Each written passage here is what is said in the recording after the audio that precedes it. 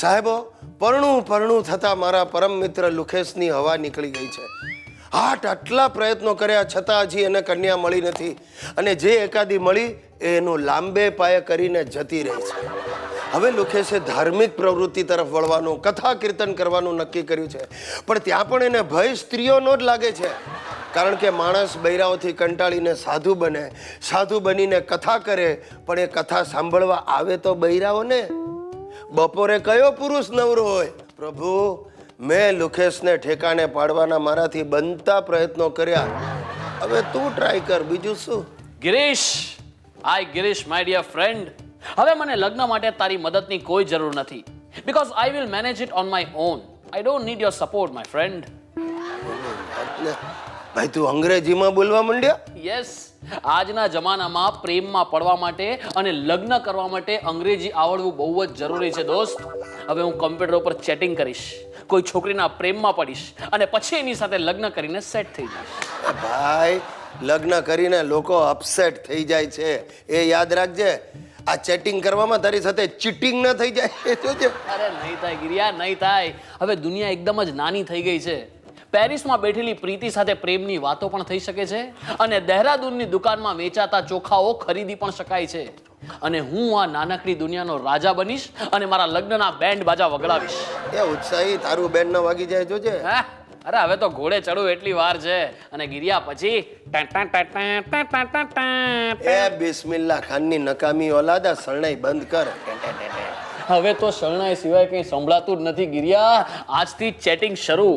હવામાં કોમ્પ્યુટર લીધું? લેવાનું છે, હપ્તેથી લઈ લઈશ. 3000 રૂપિયા ડાઉન પેમેન્ટ આપવાનું છે, અને પછી દર મહિને 1000 રૂપિયા 20 હપ્તા. એ તો ચાલે, મહિને 1000 તો તું ભરી જ શકીશ. 1000 રૂપિયા તો હું જ ભરીશ.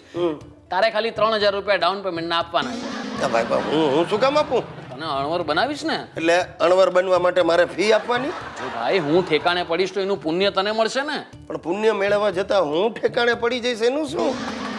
સાહેબ, 12 વર્ષ નોકરી કર્યા પછી મને એક વાત સમજાઈ ગઈ છે કે નોકરીના ટૂંકા પગારમાં ઉધારી વધતી જાય.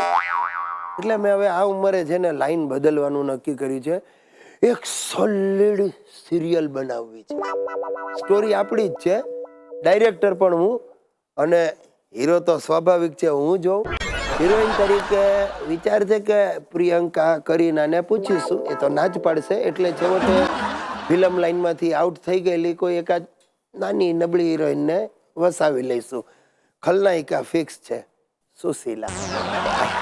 એટલે શું છે, બધું ઘર મેળે ઓછા ખર્ચામાં જ તૈયાર થઈ જશે. અને તમને કહું, જ્યારથી સુશીલાને મેં આ વાત કરી છે ને ત્યારથી મારી બેટી મોટા મોટા ચાંદલાઓ ખરીદવા માંડી છે. એનું દ્રઢપણે માનવું છે કે ખલનાયિકાના ચાંદલા એ જ સિરિયલનું સૌથી મોટું પાસું છે. બાકી હિરોઈનના ભાગે તો નાના નાના ટૂંકા કપડા આવશે, અને હું જંગલીનો રોલ કરું છું. એટલે મારે તો પાંદડા જ પહેરવાના, એમાં વળી ખર્ચો શું?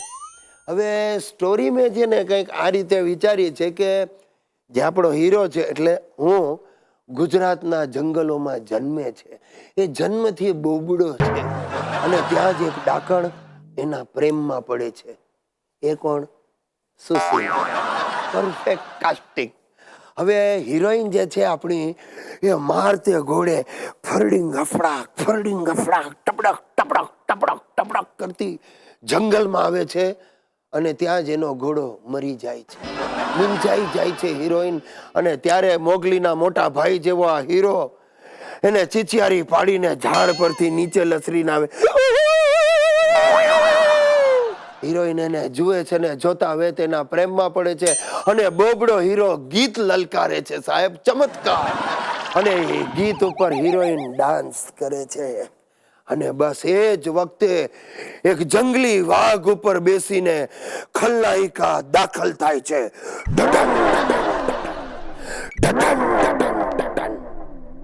અને સિરિયલનું નામ વિચારું છું, યસ, અગલે જન્મ મુજે ગુજ્જુ કીજો.